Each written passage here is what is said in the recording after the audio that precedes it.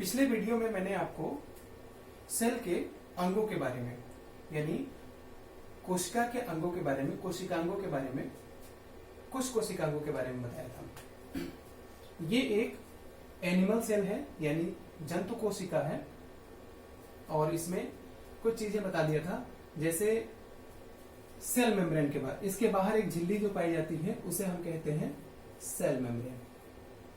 Cell membrane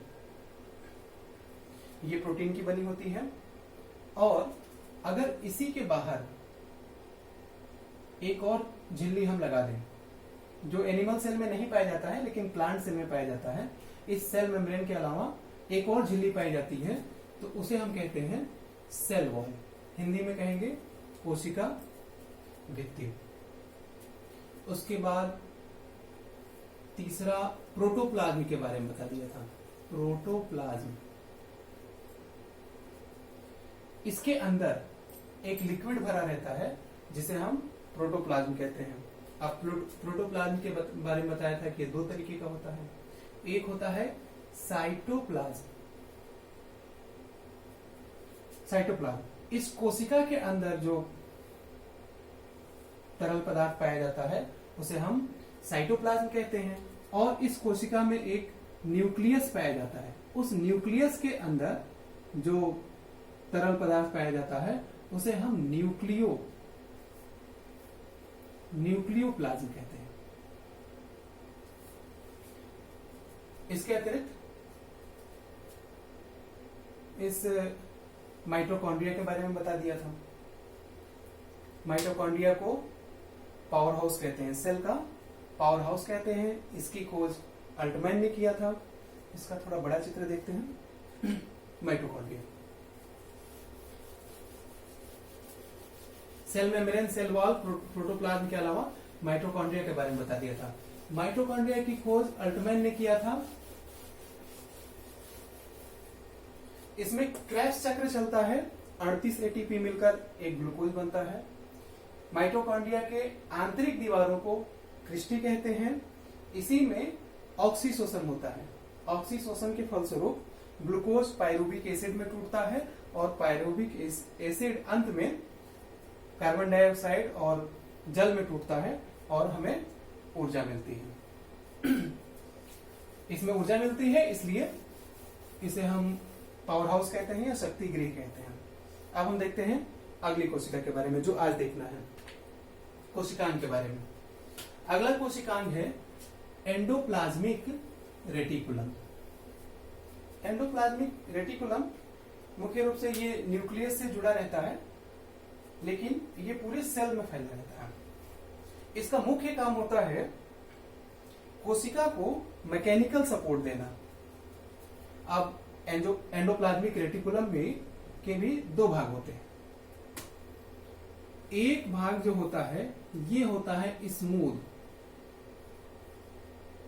और दूसरा भाग जो इसका होता है वो होता है रफ। स्मूथ का मतलब चिकना, रफ का मतलब खुरदुरा। दोनों के अलग अलग काम है। स्मूथ वाले में कार्बोहाइड्रेट और फैट का संश्लेषण होता है यानी निर्माण होता है और रफ वाले हिस्से में प्रोटीन का निर्माण होता है, प्रोटीन का संश्लेषण होता है या हम कह सकते हैं प्रोटीन का निर्माण होता है। तो एंडोप्लाज्मिक रेटिकुलम मुख्य कार्य इसका कोशिका को मैकेनिकल सपोर्ट देना और ये दो प्रकार का होता है, स्मूथ ईआर और रफ ईआर। याद कैसे रखेंगे? ये जो स्मूथ वाला हिस्सा होता है यानी कि जो चिकना वाला हिस्सा होता है इसमें कार्बोहाइड्रेट और फैट का संश्लेषण होता है। फैट आप देखे होंगे, घी चिकना पदार्थ है, घी में फैट होता है। तो उससे हम याद रखेंगे कि घी को जब आप हाथ में लेकर के ऐसे करेंगे तो उसमें कुछ चिपचिपा होता है और वो फैट से बना होता है। तो इसे हम याद रखेंगे और वो चिकना होता है। तो चिकना यानी स्मूथ वाले से हम याद रखेंगे फैट और कार्बोहाइड्रेट। स्मूथ वाले में क्या बनेगा? फैट और कार्बोहाइड्रेट। रफ वाले में यानी कि रफ एंडोप्लाज्मिक रेटिकुलम में राइबोसोम होता है इसलिए ये रफ होता है, और राइबोसोम प्रोटीन का संश्लेषण करता है। क्लियर है? एंडोप्लाज्मिक रेटिकुलम दो तरीके के, स्मूथ एंडोप्लाज्मिक रेटिकुलम और rough endoplasmic reticulum. Smooth endoplasmic reticulum में फैट और कार्बोहाइड्रेट का संश्लेषण होगा, और स्मूथ वाले में राइबोसोम होता है और इसमें प्रोटीन का संश्लेषण होगा। अब राइबोसोम भी दो प्रकार का होता है। राइबोसोम जो होता है वो कोशिका का सबसे छोटा अंग होता है, और उसे केवल इलेक्ट्रॉन माइक्रोस्कोप की सहायता से ही देखा जा सकता है। इसे में हम देख लेते हैं अगला कोशिकांग राइबोसोम के बारे में। राइबोसोम के बारे में, राइबोसोम दो तरीके का होता है। एक होता है 70S और दूसरा होता है 80S। 70S जो होता है, 70S राइबोसोम, सबसे पहले जान लेते हैं राइबोसोम के बारे में। ये राइबोसोम प्रोटीन का निर्माण करता है, और ये पाया जाता है किसमें? एंडोप्लाज्मिक रेटिकुलम में ही पाया जाता है, लेकिन ये अलग कोशिकांग है। एक राइबोसोम एक और कोशिकांग में गिना जाता है। राइबोसोम प्रोटीन का निर्माण करता है, इसलिए इसे प्रोटीन की फैक्ट्री कहते हैं। प्रोटीन की फैक्ट्री किसे कहेंगे? राइबोसोम को। राइबोसोम कितने प्रकार का? दो। एक होता है 70S और दूसरा होता है 80S। 70S ये प्रोकैरियोटिक सेल में पाया जाता है, और ये यूकैरियोटिक सेल में पाया जाता है। अभी इसको और आगे जब सेल के प्रकार बताएंगे तब उसमें प्रोकैरियोटिक और यूकैरियोटिक को और विस्तार से बता देंगे। यहाँ पे हम बस इतना जान लें, राइबोसोम को प्रोटीन की फैक्ट्री कहा जाता है, क्योंकि ये प्रोटीन का संश्लेषण करता है।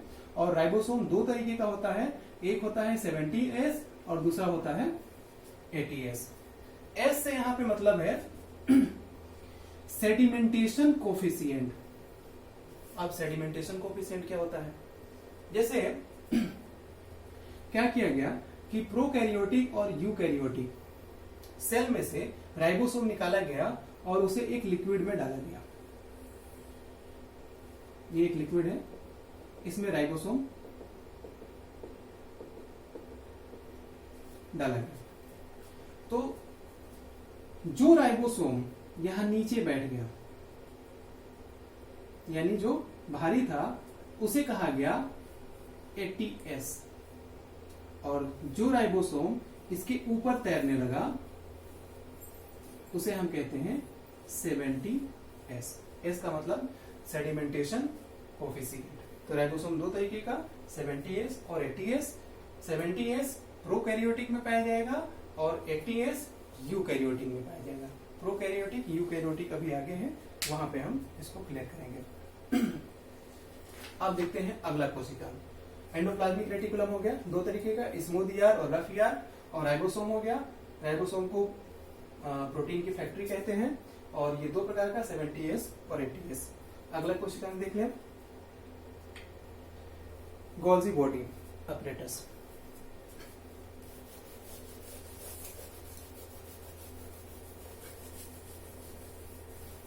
ये आकृति देख लीजिए, इस तरीके की आकृति होती है सेल में।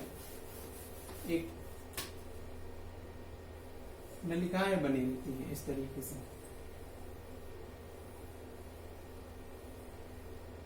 इसे हम गोल्जी बॉडी अपरेटस या गोल्जी बॉडीज कह देते हैं। इसकी खोज Golgi body, Camillo Golgi body ने किया था, इसलिए उन्हीं के नाम पे इसका नाम गोल्जी बॉडी रख दिया गया।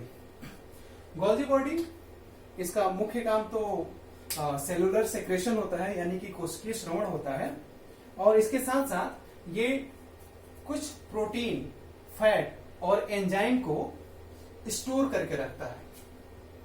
गोल्जी बॉडी कुछ प्रोटीन, फैट और एंजाइम को स्टोर करके रखता है। मतलब इसका काम हम कह सकते हैं सेलुलर सेक्रेशन के साथ साथ स्टोर करना भी है। स्टोर क्या करेगा? प्रोटीन, फैट और एंजाइम, कुछ प्रोटीन, फैट और एंजाइम।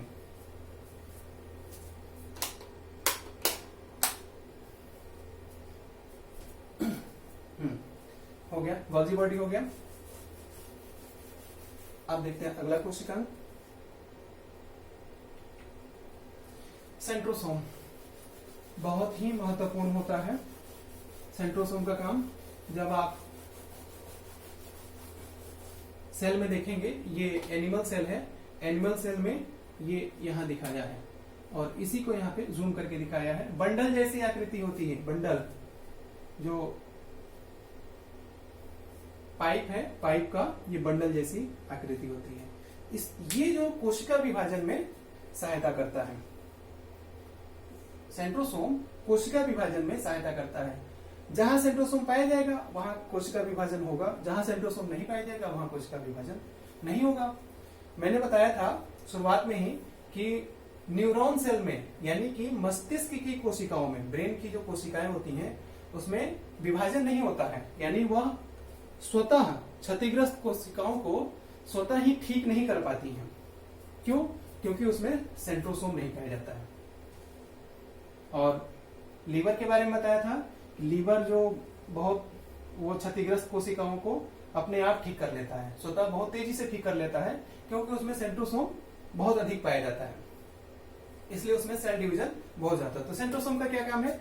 सेंट्रोसोम का काम है सेल डिवीजन करना। सेंट्रोसोम का काम होगा सेल डिवीजन करना। ये ब्रेन की कोशिकाओं में यानी न्यूरॉन सेल में नहीं पाया जाता है और ये प्लांट सेल में भी नहीं पाया जाता है। प्लांट सेल में सेल डिवीजन सेल प्लेट की सहायता से होता है।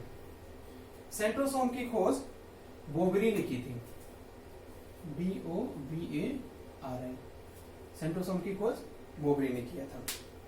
इसका मुख्य कार्य सेल डिवीजन में सहायता करना।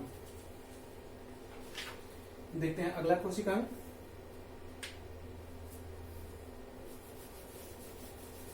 लाइसोसोम।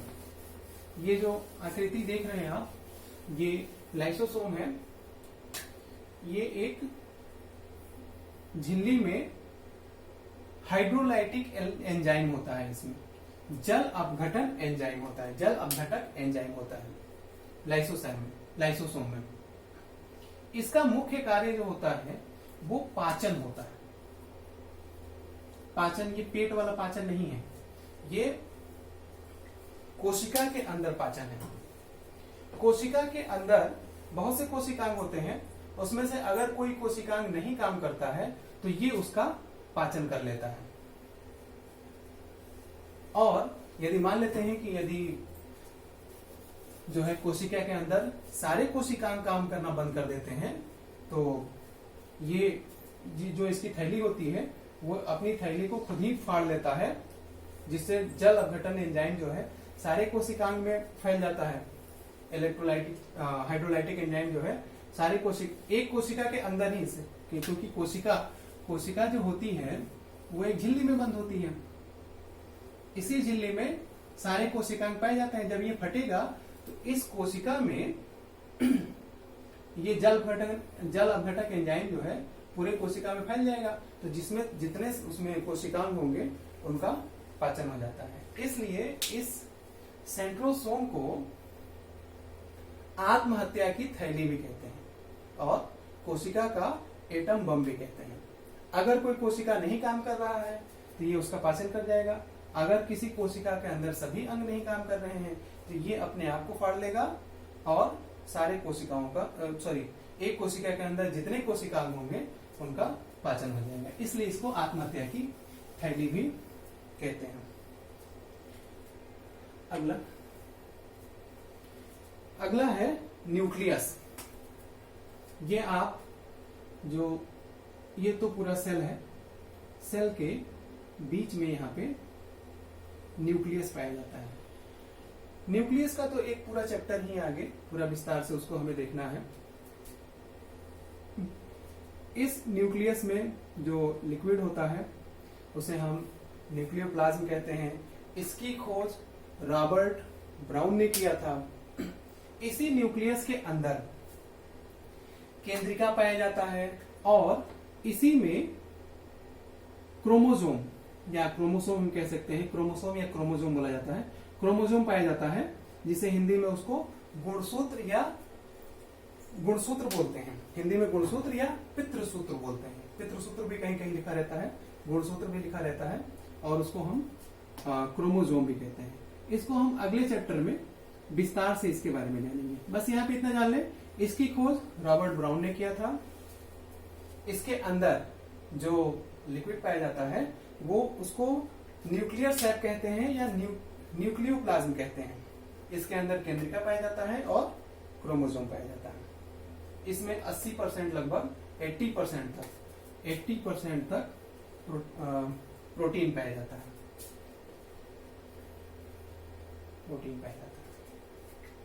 ठीक है, अगला कोशिकांग हम देख लेते हैं।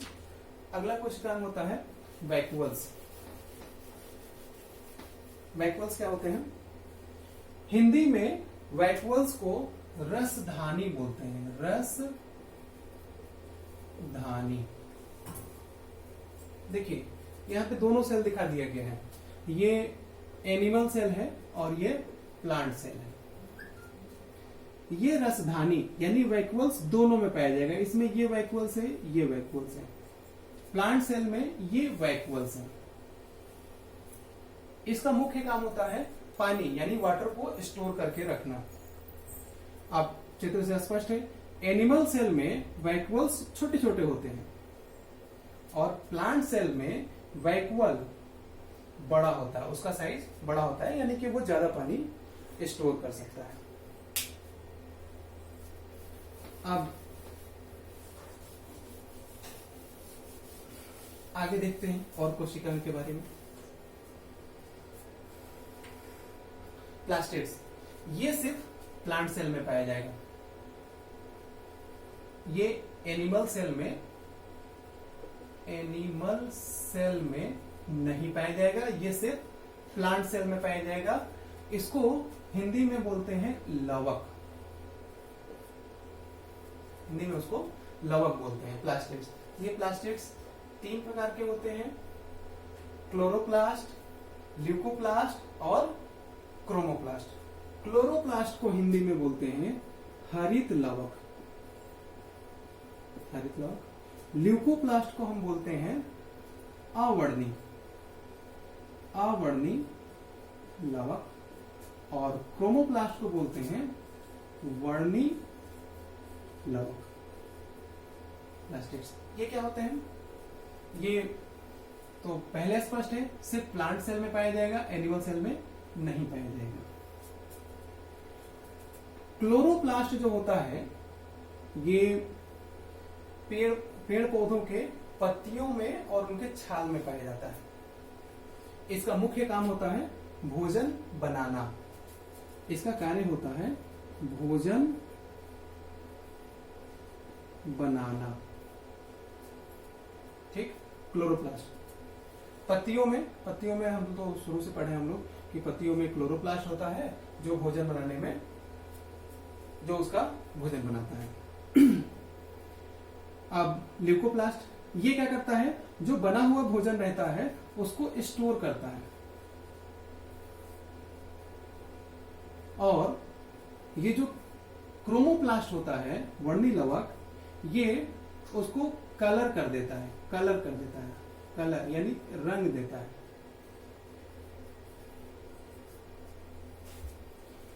क्लोरोप्लास्ट भोजन बनाएगा, ये उसको स्टोर रखेगा और ये उसको कलर कर देगा।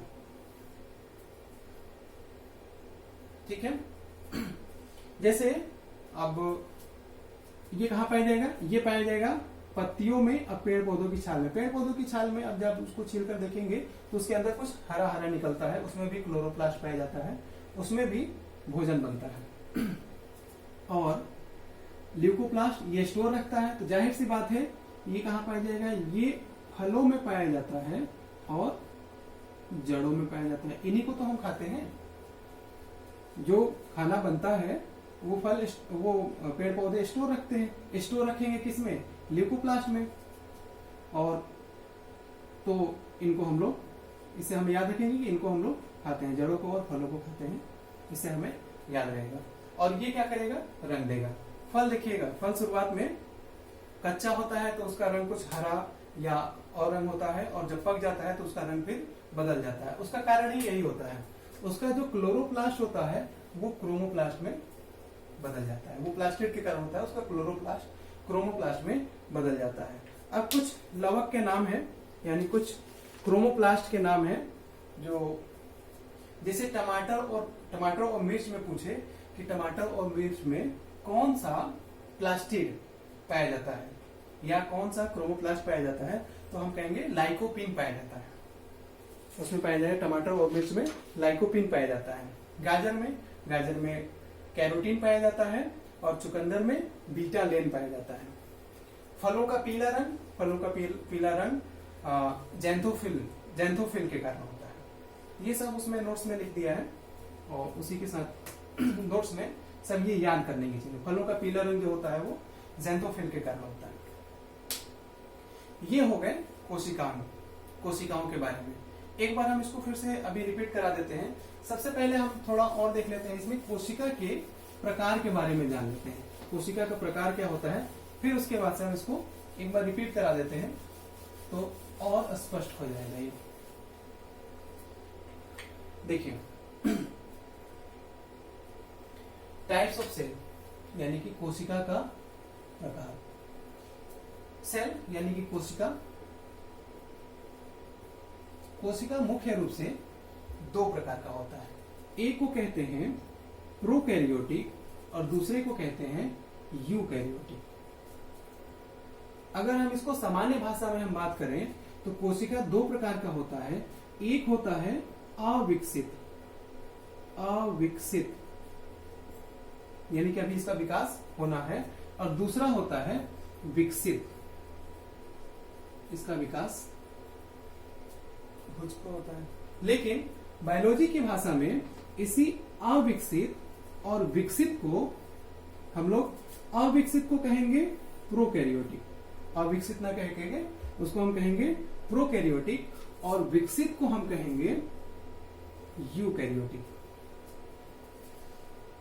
याद कैसे रखेंगे? जितने भी बड़े जीव जिनको हम अपनी आंखों से देख सकते हैं, यानी बिना किसी यंत्र की सहायता से हम अपनी आंखों से देख सकते हैं, उनमें जो सेल पाया जाएगा उसे हम कहेंगे यूकैरियोटिक यानी विकसित है। और कुछ ऐसे जीव होते हैं जैसे अमीबा हो गया, पैरामीशियम हो गया, इन्हें हम अपनी आंखों से देख नहीं सकते हैं, इन्हें हमें देखने के लिए माइक्रोस्कोप की आवश्यकता होती है। तो इनमें जो सेल पाया जाता है उन्हें हम कहते हैं प्रोकैरियोटिक यानी अविकसित सेल कहते हैं।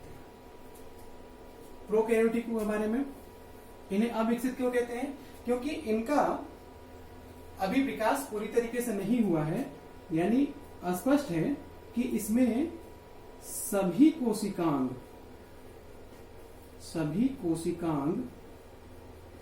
नहीं पाए जाएंगे, सभी कोशिकांग नहीं पाए जाएंगे, इसीलिए ये अविकसित भी होती हैं। इनमें सेल मेम्ब्रेन पाया जाएगा, राइबोसोम पाया जाएगा, लेकिन राइबोसोम इसमें जो पाया जाता है वो 70S पाया जाता है। अभी थोड़ी देर पहले ही मैंने बताया राइबोसोम दो तरीके के होते हैं, 70S और 80S। तो 70S राइबोसोम जो पाया जाता है वो प्रोकैरियोटिक में पाया जाता है। प्रोकैरियोटिक मतलब कि अभी जो विकसित नहीं, जो सेल अभी विकसित नहीं है। तो यूकैरियोटिक में जो राइबोसोम पाया जाएगा वो 80S पाए जाएंगे, और इसमें सभी कोशिकांग नहीं होते हैं तो इसमें सभी कोशिकांग पाए जाएंगे, सभी कोशिकांग पाए जाएंगे। क्लियर है? सेल दो तरीके का, प्रोकैरियोटिक और यूकैरियोटिक। प्रोकैरियोटिक अविकसित होते हैं, यूकैरियोटिक विकसित होते हैं। प्रोकैरियोटिक में सभी कोशिकांग नहीं पाए जाते हैं, इसमें सभी कोशिकांग पाए जाते हैं। इसमें राइबोसोम 70S पाया जाता है और इसमें राइबोसोम 80S पाया जाता है। 70 संख्या से ही हम याद रख सकते हैं, 70 कम होता है और 80 अधिक होता है। तो जाहिर सी बात है जब बड़ा राइबोसोम लगेगा वो विकसित सेल में लगेगा, जो छोटा यानी कम वाला लगेगा छोटा, इसको 70 को छोटा मानिए, 80 को बड़ा मानिए, है भी। तो विकसित में जाहिर सी बात है बड़ा होगा और अविकसित में छोटा होगा। अब जो यूकैरियोटिक होते हैं, यूकैरियोटिक के लिए भी एक वो है कि आपको जब याद रखना है कि यूकैरियोटिक किस में पाया जाएगा, तो जिन्हें हम अब बिना यंत्र की सहायता से अपनी आंखों से देख सकते हैं उन्हें, जैसे हमारे में जो सेल पाया जाएगा वो यूकैरियोटिक पाया जाएगा, या फिर आप और एग्जांपल ले लीजिए, कुत्ते में यूकैरियोटिक, बिल्ली में यूकैरियोटिक, हाथी में यूकैरियोटिक, बंदर में यूकैरियोटिक, ह्यूमन में लड़का हो या लड़की हो उसमें यूकैरियोटिक पाया जाएगा। पेड़ पौधों में भी यूकैरियोटिक, उन्हें हम अपनी आंखों से देख सकते हैं तो उनमें यूकैरियोटिक पाया जाएगा। यानी कि जिन्हें हम अपनी आंखों से देख सकते हैं उनमें यूकैरियोटिक, जिन्हें हम माइक्रोस्कोप की सहायता से देखते हैं उसमें प्रोकैरियोटिक। ये जनरल याद रखने के लिए एक तरीका अपनाया जाता है। अब यूकैरियोटिक जो होता है वो सेल जो होता है दो तरीके का होता है, एक होता है प्लांट सेल, दूसरा होता है एनिमल सेल, जिसके बारे में हम लोग पढ़ ही रहे हैं। प्लांट सेल चौकोर होता है, थोड़ा बहुत अंतर तो आप बता ही सकते हैं। एनिमल सेल गोल होता है, इसमें सेल वॉल पाया जाता है, सेल वॉल पाया जाता है। क्या इसमें सेल वॉल पाया जाएगा? सेल वॉल नहीं पाया जाएगा। इसमें प्लास्टिड पाया जाएगा, प्लास्टिड्स पाया जाएगा, और इसमें प्लास्टिड्स नहीं पाया जाएगा। इसमें वैक्यूल्स बड़ा होता है, इसमें वैक्यूल्स छोटे होते हैं। ये हो गया सेल। सेल दो प्रकार का, प्रोकैरियोटिक और यूकैरियोटिक। यूकैरियोटिक भी दो तरीके का, प्लांट सेल और एनिमल सेल। अब हम एक कंपैरिजन देख लेते हैं, प्लांट सेल और एनिमल सेल में कंपेयर करके देख लेते हैं कि जितने कोशिकांगों को बताया गया, एक बार उसका क्विक रिवीजन करते हैं और कंपैरिजन भी देख लेते हैं।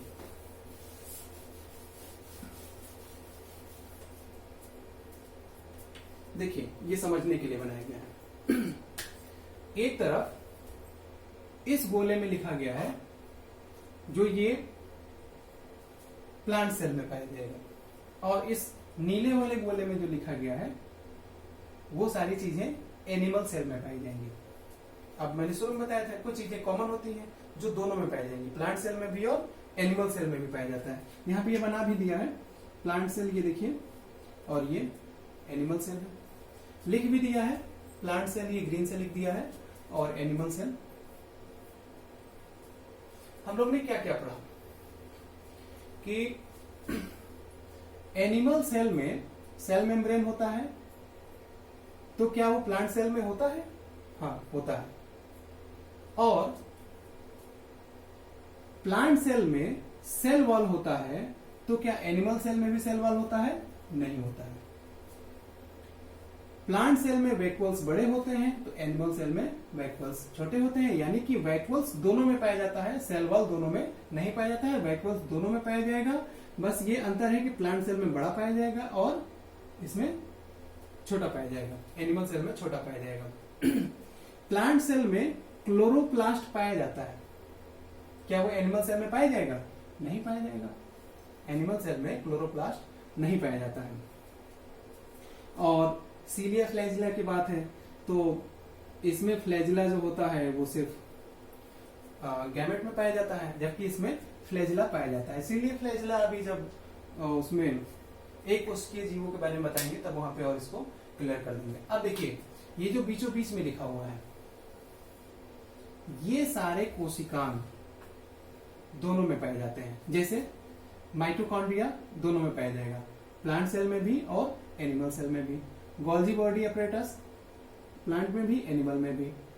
और ये एंडोप्लाज्मिक रेटिकुलम है, उसमें दोनों अलग अलग लिखा हुआ है, रफ और स्मूथ होता है। एंडोप्लाज्मिक रेटिकुलम ही है, वो दो होते हैं, रफ और स्मूथ, ये दोनों में होता है।